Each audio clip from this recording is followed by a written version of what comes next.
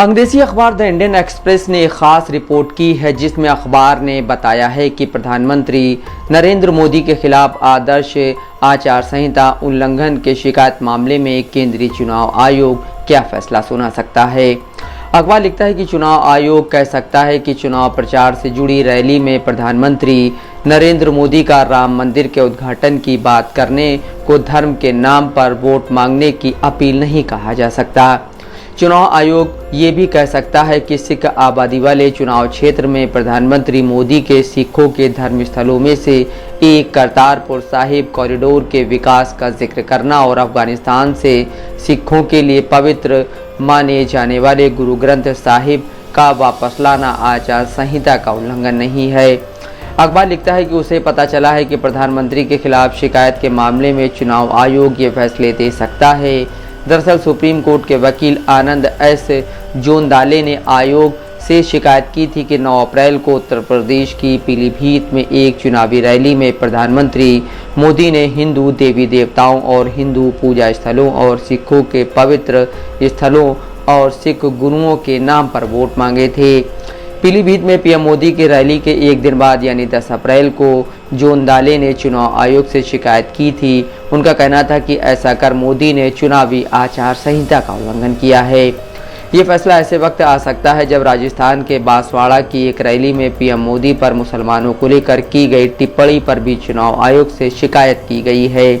कांग्रेस ने चुनाव आयोग से शिकायत की है कि पीएम मोदी ने 21 अप्रैल की एक रैली में मुसलमानों की बात की और कहा कि अगर कांग्रेस सत्ता में आई तो वो देश की संपत्ति घुसपैठियों और ज़्यादा बच्चे पैदा करने वालों को दे देगी। इस मामले में अब तक चुनाव आयोग की तरफ से कोई फैसला नहीं आया है। सूत्रों के हवाले से अखबार ने लिखा कि जोंदाले ने इस सिलसिले में दिल्ली हाई कोर्ट में शिकायत दर्ज की है जिसकी सुनवाई अगले हफ्ते हो सकती है। इससे पहले आयोग जोंदाले की शिकायत पर अपना फैसला सुना सकती है। आनंद जोंदाले ने चुनाव आयोग से कहा था कि मोदी के खिलाफ 153A के तहत मामला दर्ज किया जाना चाहिए जो धर्म, नस्ल, जन्म स्थान, रिहाइश और भाषा के नाम पर अलग अलग समुदायों के बीच दुश्मनी को बढ़ावा देने से जुड़ा है।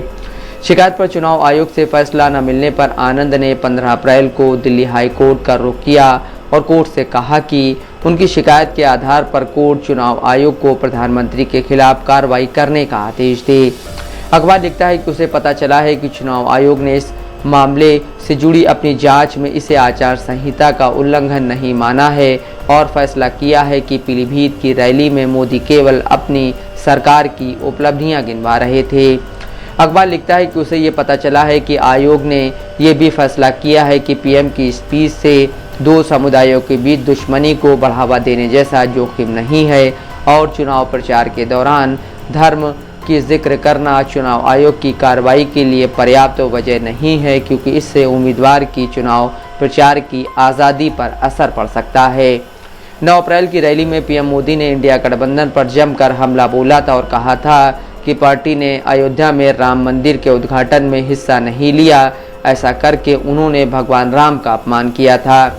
पीलीभीत में सिख समुदाय की आबादी भी अच्छी खासी है। बीजेपी के लिए उनका समर्थन हासिल करने के लिए मोदी ने रैली में 1984 के दंगों का जिक्र किया और कांग्रेस की कथित भूमिका के बारे में बात की। उन्होंने कहा था कि चुनावों में समाजवादी पार्टी इस पार्टी के साथ खड़ी है।